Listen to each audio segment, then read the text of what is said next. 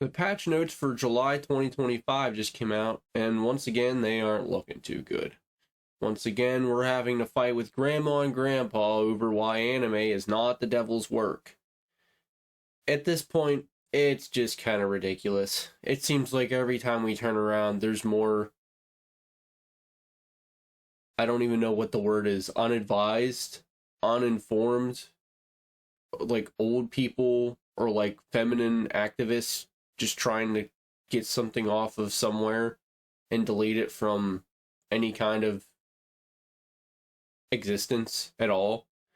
At this point, it's just weird. It's just tiring. It's like no matter how many times we have to teach you this lesson, old man, they still come back and they try it again and again because what they're doing is the right thing. Meanwhile, they turn the blind eye to Pornhubs or OnlyFan or God forbid they try to look at a woman's smut book for once. Instead, they have to turn their gaze towards anime and games. And it's just really weird at this point. I don't even know what to say, really. But, I mean, if you want, like, an in-depth look on the topic and everything that's going to be talked about, I highly recommend Chibi Reviews. He's got multiple videos. He goes through everything pretty thoroughly. I'm just going to briefly touch on it, everything, just because I feel like if I try to go over it, it won't be as thorough and it won't be as nice as other people. But I do think at least talking about it briefly will maybe spread awareness to a few people who may not have heard it, or maybe you'll learn something new from my video if you've, seen stuff from other people or whatnot. But just this weird feminine activist group called Collective Shout on Twitter is like somehow connected to like Australian government or Australian officials, and it seems like through that connection they've been trying to get child endangerment stuff and like anime and games off the internet. And it's like, well, it seems like at that point everything they try to go for is just a child. Every depiction of an anime girl is just a child. Oh, that's just a child. That's just a child. It's like, anyone remember the argument that the weird Australian government official in 2020 had, where he was like trying to say that the anime Goblin Slayer is about like women getting sexually abused? And it's like, where in the title name, Goblin Slayer, do you not pick up what it's about? Goblin Slayer. I mean, how much more in your face do you need the title to be for you to understand what it's about? But of course, they're only gonna twist it and mend it to the way that help shapes and forms their view and not actually, what it is about. But it seems like this collective feminist activist group has ties to the Australian government, and through those ties, they've sent emails and letters to corporations like Visa, MasterCard, PayPal, Japan's like Premier Banking, JCP or something like that. Like Japan's like card service, and a few other sites or businesses or something along those lines, about how they need to actively remove stuff that like puts children in danger. So what Visa and MasterCard seem to have done is they went to Steam and said, hey, you need to take these off the website or else we're just going to pull our card processing from your account. And of course, Steam doesn't really have a choice in this matter, and they've had to pull what seems to be 100 or more so games from Steam. And it's just really weird because Visa and MasterCard are doing it in the name of brand protection. But what brand do you have? You're a card holder. You're like an in between, like like the banks. We put our money into the banks, and then the banks, hold our money. You're just a piece of plastic. You don't have a brand. You don't have to safeguard your brand. No one's going to be judging Visa or MasterCard based off of the purchases that an individual makes.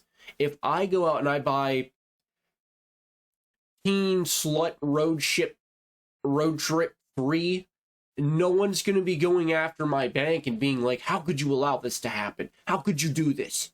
No one's going to care that I bought Slut Road Trip 3, right? It's going to be on me. That purchase is on me because I bought it with my money.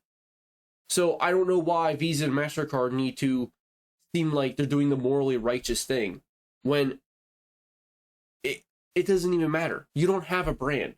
You're a third-party individual. No one cares about you or your business or anything. If someone decides that they want to buy something, let them buy it.